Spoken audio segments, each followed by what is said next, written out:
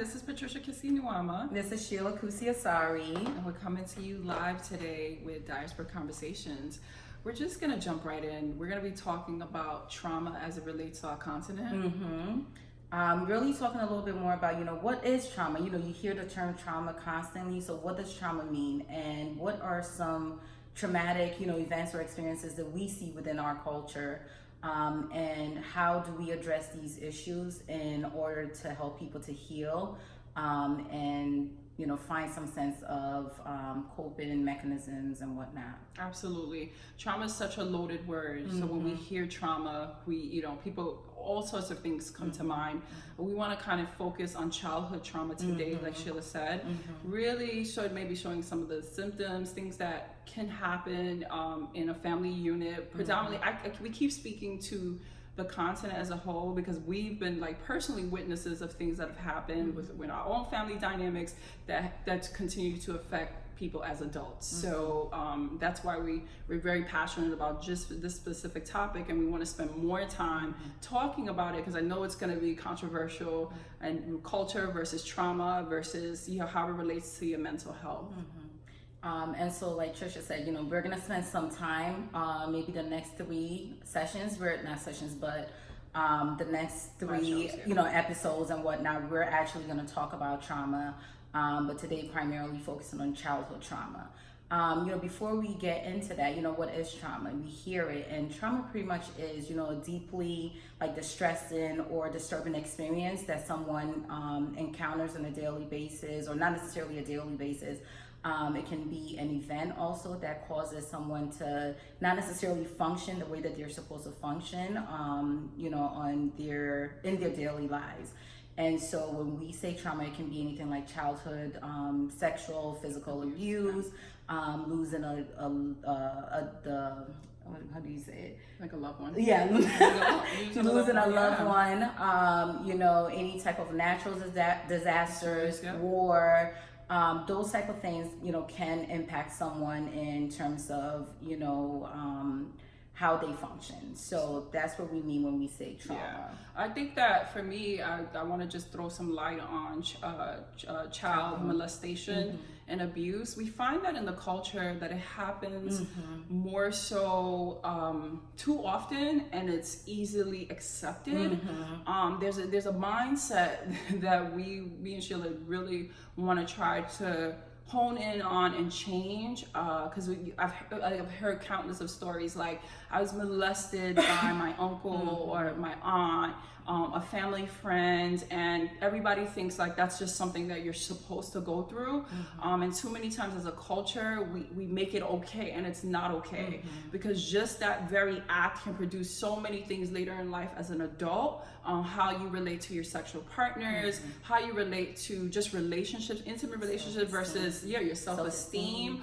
And personally, I've seen folks who dive into this, have this thing happen to them, this occurrence in their life, and they blame themselves, and they think they did something to cause this other person from just disrespecting their body like this. And it's something that we really want to change. It is not okay. And when you just think about it, a child who doesn't even know who they are, and an adult who knows who they are, taking advantage of you in whatever circumstances that they tell you to make you feel like it's okay to do is not okay. It's not okay. I think culturally too, we have to be open to hearing our children when they come and tell us these things. If a child discloses that, Uncle so-and-so or Auntie so-and-so, is doing something inappropriate to them, we have to take the time to listen to our children. I think the issue that we have within our culture is that, it's that whole mentality, children are seen but not heard. Right. And so that's the problem. So children then feel this sense of, they're not comfortable. They're not sure if they need to say something, and then there's also that shame that's associated with it. Right. If they say something, then, they're perceived, as the person that is, they're lying, or, how do they know that something like that happened? And this is something that's really embedded in our culture, and we need to do better in terms of how we handle these situations. If your child comes to you and says something to you in regards to being sexually abused, molested, You know, we have to take the time, we have to take the opportunity to really sit down and listen to them and support them in the best of our ability. You know, children don't often come out and say these things unless it's happening. Yeah, I think the mindset is too, which I've heard so much of, is, you know, it happened to me, get over it. You know, my father or my uncle or this person did it to me, get over it. And we're like a get over culture. Like, just get over it. Life happens, things happen, and move forward. Not realizing that we're crippling people as an adult on how they're gonna function in the world. And so that mentality has to change. Yes. Like, you taking advantage of someone, like I keep saying, that can't even think for themselves at a you know, in that specific age group. Is really, it's an abuse. It's an abuse to their mind, their body, and their souls. And I think that if we don't keep stressing that it is wrong, I think that the culture just creates their own language for it and says, it's okay, it's happened, and it's happened to me, and it's happened to you, and it's happened to this person, and so it makes it okay. We normalize these behaviors, you know, and I think, like you said, is that intergenerational, you know, trauma. Like, you know, our grandmothers went through something similar, you know, mothers or, you know, aunties, whoever, you know, people went through similar experiences. And so we normalize these, you know, situations, and we have to get better. You know, this is a new time, this is a new day and age, and we have to learn new ways to help our children so that when they grow up, you know, they've had, you know, a way to deal and cope with these like negative, you know, events and experiences. That and I think you said something so important, the communication. Like, if we shut down children from expressing themselves of who they are, then we're not gonna change any of this. We're just not, because it's happening. It's happening, and it still continues to happen. And so we have to create a safe environment for our children to say, hey, I do want you to come to me. You know, you're not being too much. I want you to tell me if something has happened. I think me and Sheila, we're parents, and we do our best to have these conversations with our children now. Like, this is unacceptable. That don't let anybody tell you that it is. Don't let anybody influence you by their experiences, because it's wrong. And I keep saying it just produces so much emptiness inside of people as they continue to grow through their life, and the most one being, like, you know, your self-worth. Like, you just don't feel worthy of like relationship, worthy of love, you know, whatever it is that you tell yourself, boy or girl, you know, just is not just a one-way thing. We find a lot of boys in our culture are being abused sexually. And that's not talked about, because it's like, oh, a boy got sexually abused, so that's supposed to be a good thing. I don't know where in the culture do we decide that that's okay, you know? And I think a lot of males that within our culture too, if they feel that, you know, if they talk about these things, or boys, I should say rather, you know, they feel that they lose that sense of like masculinity. And so, you know, it is okay. You know, it doesn't matter that you're, you know, male. It's okay to also talk about those type of experiences. Like, you know, going back to what you said about being a mom, you know, I have 2 young girls, and for me, it was really important that I had these conversations with my oldest when she was like about 5, 6 years old. You know, we sat down and we talked about, you know, what is good touch, what is bad touch, and, you know, if things happen like that, you know, I pray to God that nothing like that ever happened to my children, but I want them to be able to be comfortable to come to me and have that conversation with me and say, you know, Mom, this is what's happening, and, you know, that we, you know, talk about it and we address it, and, you know, figure out a way to support them to deal with that type of situation. But like we said, it's really important that when our children come to us, that we take the time to listen, hear them out. You know, some parents are quick to even cause more trauma to the child because, you know, they don't necessarily want to hear it, you know, then they put more of like an emotional abuse, you know, like trauma onto the child. And, you know, we have to be very mindful of that. We can't continue to do these things. We have to be open. We have to be willing to learn and listen, and support our children in dealing with these type of situations. Another one that's very prevalent in our community is just extramarital affairs. You know, our culture is very, I want to say, very accepting of it, and it's almost like we raise our children up to say that that's okay.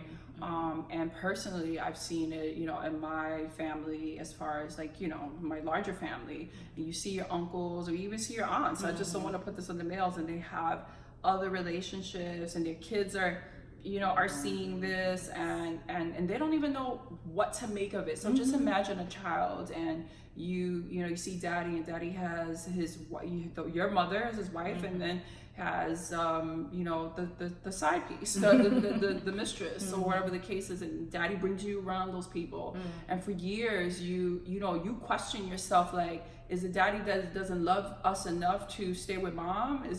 Did mom do something wrong? Or there's not, what is it that what did I do as a child that pushes my father or my mother away? And it becomes just a cycle of you constantly questioning your self-worth. And that's what I'm saying. This all comes back to like who you are as an adult. As you begin to grow, you start questioning your self-worth, and then you go into these relationships accepting of these circumstances, and that's trauma. That's trauma.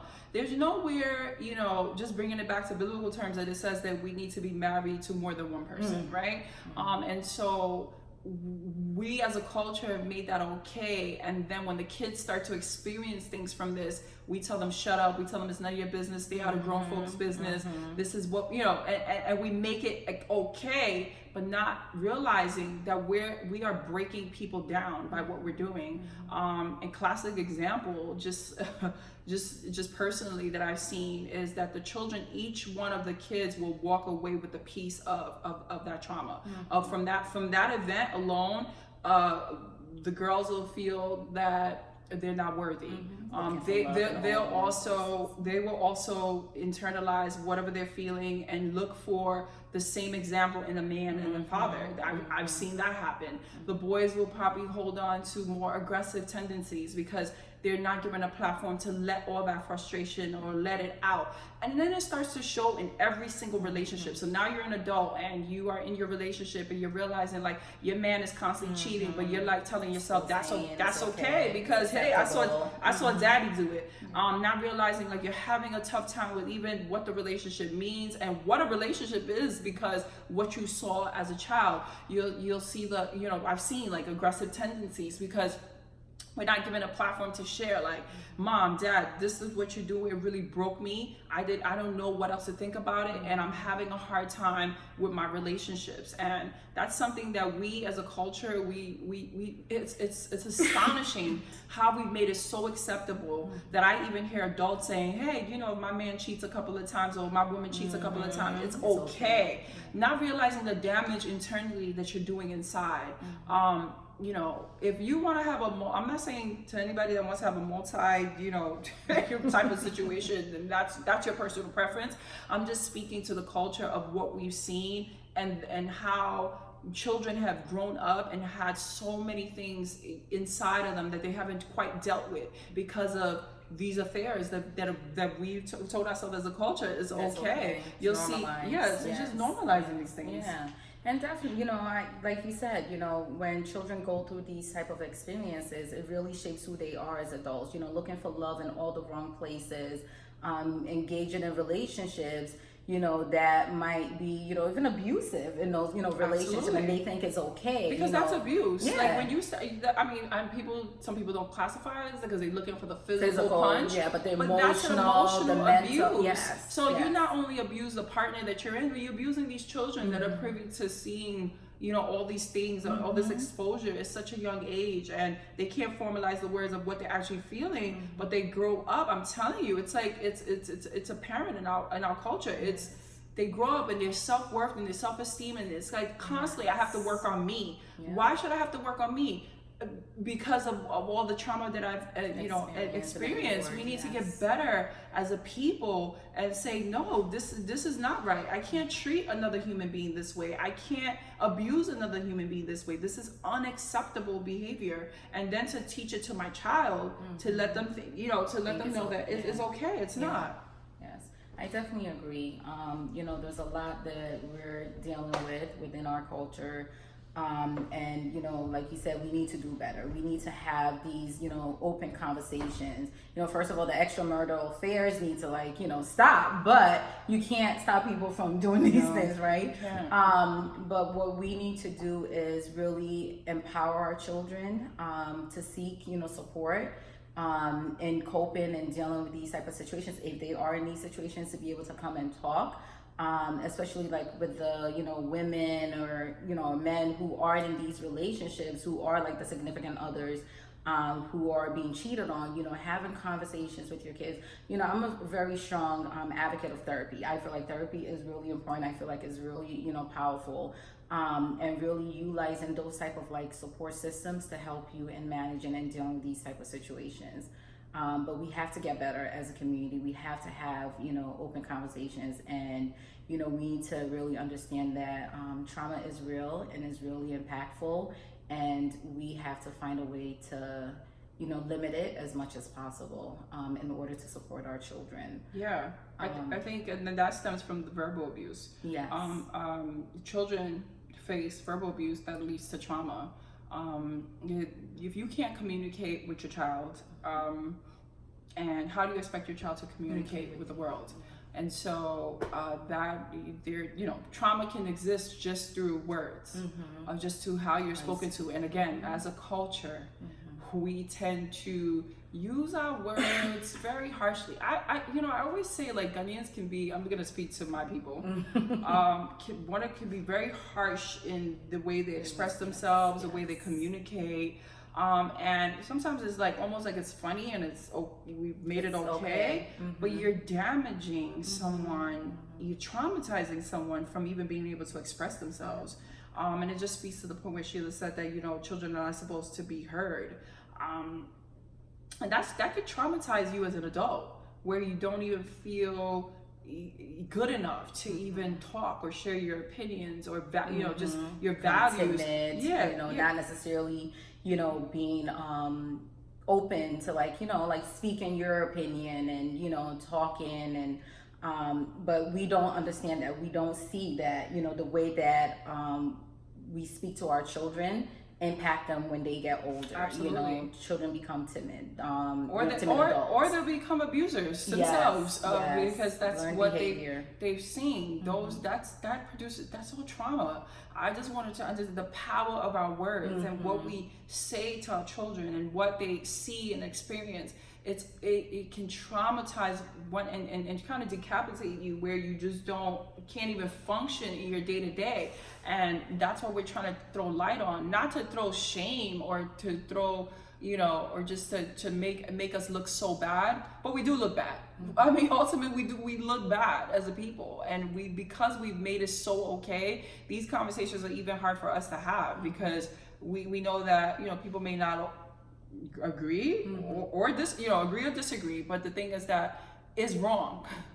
It's wrong on every level. And so we want to break down those sort of that wall that we have, that barrier that we have, and we want to say to people that it is wrong. So when you know, or you see a situation, you say, wait a minute, I know that this is not something that is right. It doesn't make me feel good, and we need to change. We absolutely need to change. It's funny that, you know, we were talking about trauma today. Like this weekend, I went to a funeral, and I noticed there was a lady, and she was overwhelmed. She was frustrated. Her son wasn't listening. He was very active and whatnot. And in her frustration, she was like screaming at the kid. And, you know, she also like took her hand and just kind of like, you know, pushed him away. But the way she was very aggressive. And I had to even say something. I was like, you know, like, what are you doing? Like, don't do that, you know.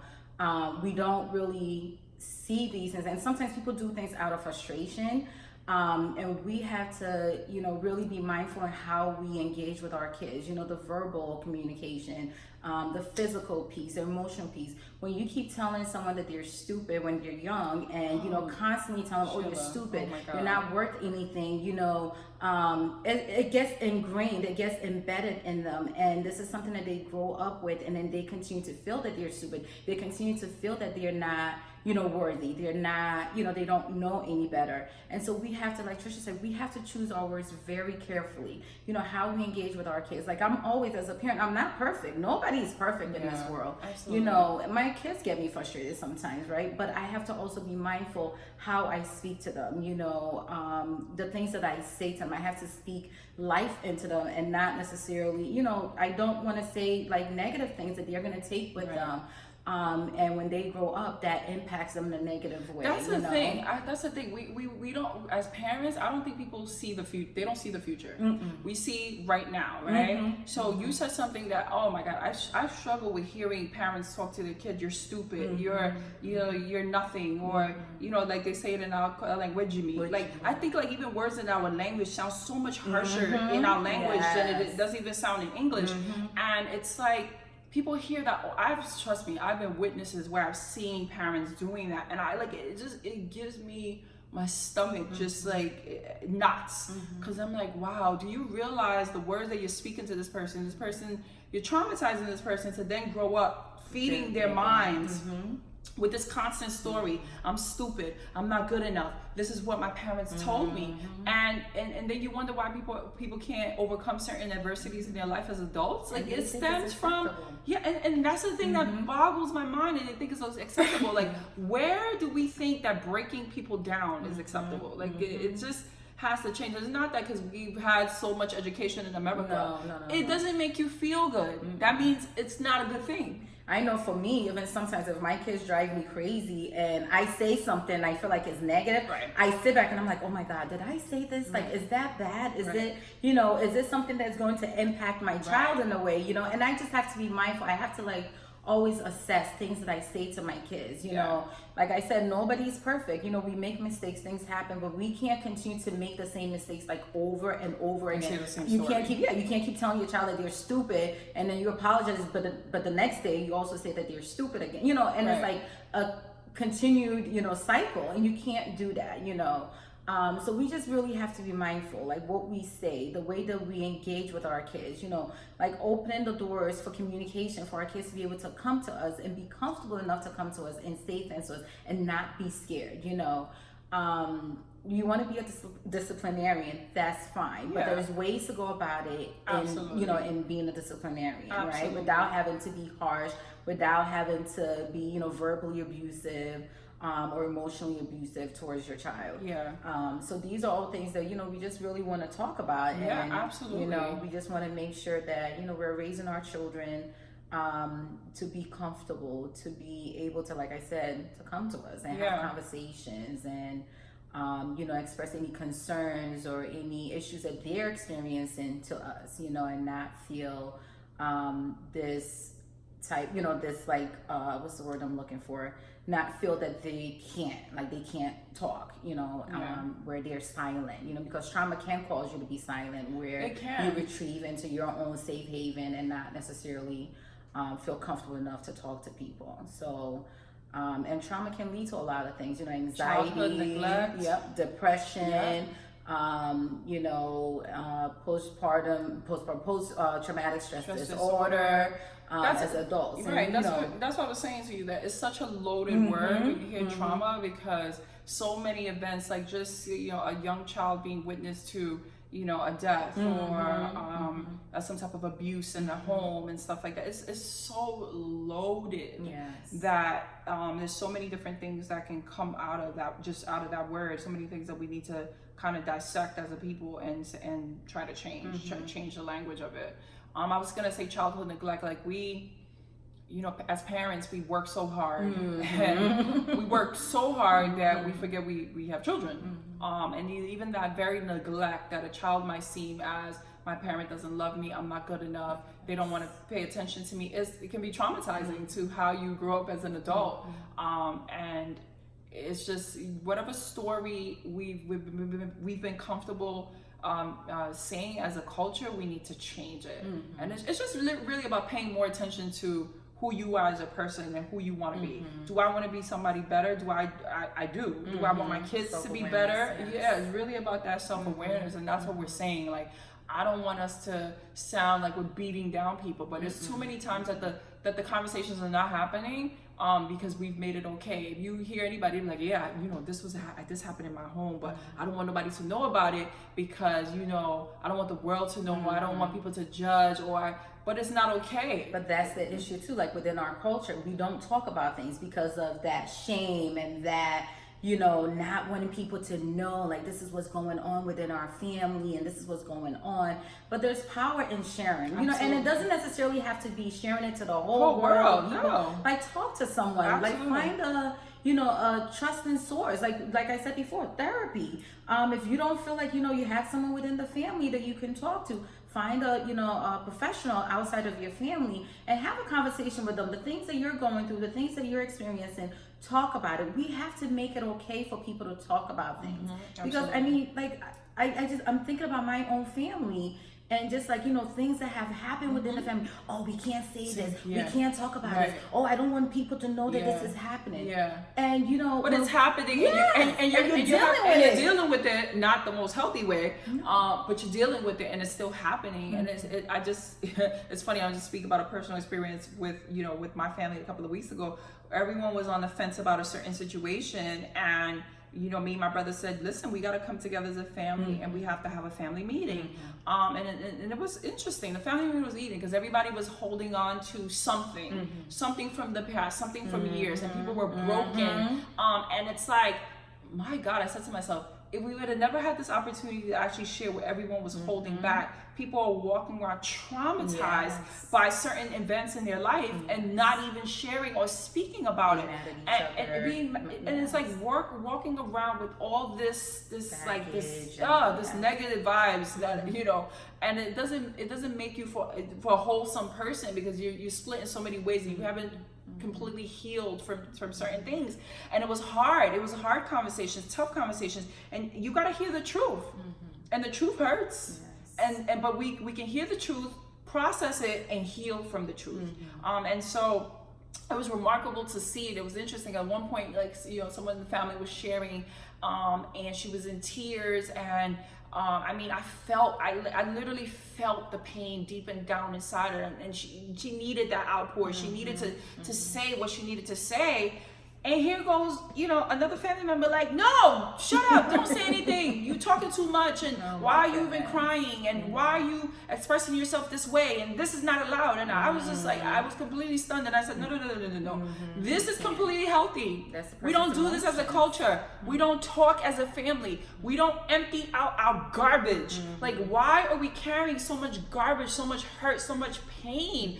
And a lot of the issues stem from when they were children, and things that were never talked about or never discussed as a family. And you see it as you enter into your relationships as adults, because remember, life is about relationships.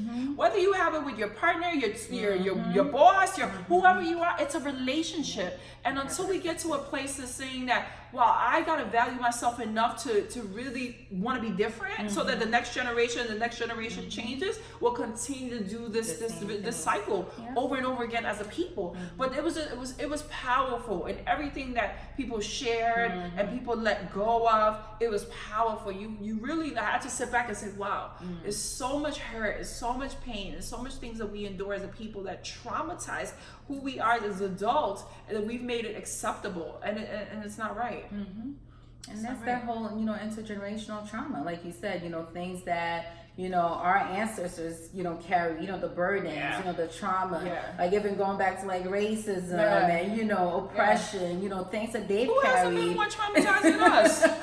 And it's something that it's continued within our culture and our in our ways. And like you said, we have to allow people the opportunity to share, to let go of all those like burdens, the things that they've carried with them all these years. Having those like it's good that you guys had that open space to be able to have that healing, and it has to be safe. It has to be a safe environment. You can't be worried about Uncle so and so and Auntie so and so coming to ready to choke you. You gotta be completely honest. Mom, Dad, this is where I'm at. This is where I'm feeling. Or for all the things that I've endured over my lifetime, this is how it's come out. And the parents have to be willing to listen and hear their children, and if they have any experiences, similar experiences, it's okay to also share those things. It shouldn't be shameful. We shouldn't feel like we can't talk about it, or maybe we can't say it to them because they're kids, and sometimes they try to protect. Parents try to protect, right? So they don't want to say the things that they went through in their past, because they feel like maybe if they say certain negative things, then You know, I don't really. No, I get what you're saying. I get what you're saying. So like if they say it, then it's like they're validating it or whatever making it real. Yes, but if they don't say it, then it's like it's okay. It's okay. It's like it's okay. I'm not gonna say it so nobody knows it. Yes. But you don't know what your child is also enduring and what they're going through, and they do need to hear that story of how you overcome or how you didn't overcome, or how you're just like, wow, this is what happened to me as a child. I didn't deal with it, and now look at me now. My child is going through. Yeah, I mean, it's so we're a continent filled with so much secrets. We love the secrets. Yes. Secret life, secret affairs, secret of everything. I'm just being completely honest. And it's the truth. It's secrets. You don't say it, and it gets buried deep down inside. Meanwhile, people are walking around traumatized by different scenarios in their life, and they can't heal and process from it because they have no one to talk to.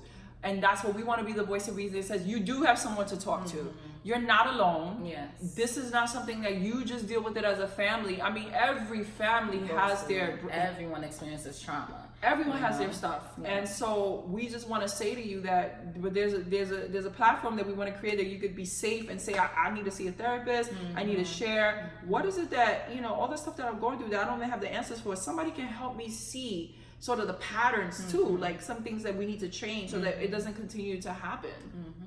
I agree. And like you said, I think the last time we had our, our live session, we talked about, really formulating this network of professionals that people can tap into.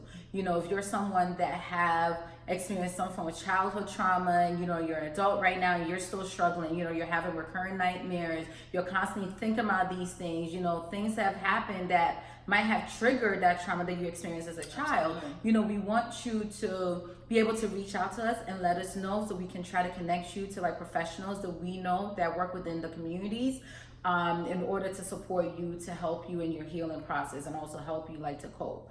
As someone who experienced childhood trauma, I know how that is. I see how those trends, like my childhood trauma, impacted me growing up, right? And then not till I was probably 28 years old was when I actually went in and sought counseling for myself and dealing with that situation, because I didn't know for the longest that what I had gone through was a traumatic experience because nobody told me, nobody spoke about it. But after I had my daughter and I was about 26, 27, that's when I started having a lot of recurrent thoughts, a lot of nightmares. And so for me, my daughter was my, what's the word I'm looking for? She was my driving force for me to get the help that I needed in that moment, and talking and seeing someone and dealing with whatever issues that I had carried with me over all those years. And that was like about 20 years of trauma that I was carrying with me. And so we just have to really get the help that we need in order for us to like heal and cope and deal with the things that we've gone through. And like we said, it's really important that parents allow their children the opportunity to come and talk to them, listen to them, hear them out. Don't be quick to dismiss what your child has to say to you. Listen to them, and get them the proper support that they need in order for them to heal. No, absolutely. We keep bringing it back to communication because that's what's going to change. We need to change this narrative. So if we can communicate better, understand better, understand that just these things that we face are not okay. I just want to I keep saying that because we've made it okay as a culture. We've made it okay. We've made it acceptable, and it's not acceptable. And so we as a people need to stop and look at ourselves and look at our culture and look at the damage that we've also done over the years, over our parents' generation, their parents' generation, the damages that's tend to seep in every moment of your life right now. That you're just thinking like, oh, it's nothing. Everybody probably goes through this. Yeah, everybody probably goes through it because we've made it okay. And so we just want to keep stressing that we're here.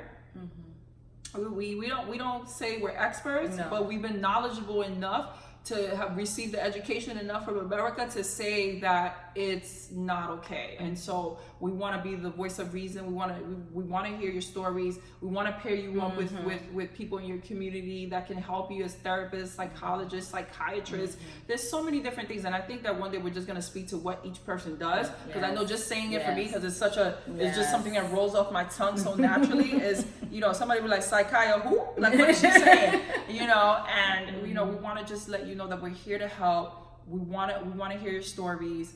Please, if you're watching this video and you have a question, inbox us. You know, you can be a part of this conversation. I think we're looking for the interaction. So once we're live, please, like, to put a comment in the box and let us know how you've personally been dealing with your trauma, and how you overcome. We want to hear the overcome stories. Email us stories so we can read it on our lives, so people can hear your testimony of how you overcame, you know, trauma. And like I said, today we focus a lot on childhood trauma, but there's other things, like Sheila said, PTSD, you know, be having babies and what happens after that, and seeing being a part of violence and things like that we're going to continue to break down in the next couple of weeks. So we just thank you guys so much for watching us, and you can email us at diasporaconversations@gmail.com. Again, diasporaconversations@gmail.com, with questions, with comments, like Trisha said.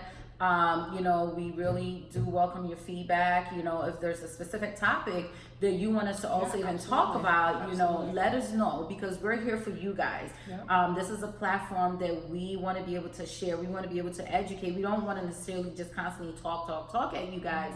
We want to also be able to, you know, make it interactive, you know, write it in the comment box, you know, sending us your feedback, sending us comments and whatnot, and we can read it on the air, and it can be anonymous. It doesn't, you don't have to necessarily include your information. Absolutely. But, you know, we really want to be able to have, you know, some of your questions and some of your concerns, like, you know, answered when we have our session. It's a dialogue. That's what we call ourselves, Diaspora Conversations. It's a simple conversation, and I think me and Sheila we're very passionate about this. We've received great feedback so far, and it's been amazing, your responses. Thank you so much for those that have been watching our videos, and just comment, let us know, like Sheila said, what do you want to hear more of? I think last 2 weeks we were completely transparent. We let the guards down. We told people our personal struggles and how we coped with life and things that, you know, come our way. And so that's all we're looking to do, just really have a conversation with you, and hoping that we break down these barriers in our continent. We all go through struggles. We all go through challenges. We've all experienced some form of trauma. You know, the thing with trauma, the most important thing is, how do you deal with it, right? Your ability to cope in dealing with, you know, whatever traumatic experience or events that you've gone through. So, you know, if you're someone that's going through something right now that's traumatic, you know, we really encourage you to seek the help that you need. If you're not comfortable, you know, reaching out to us, you know, find someone, you know, find a healthcare professional.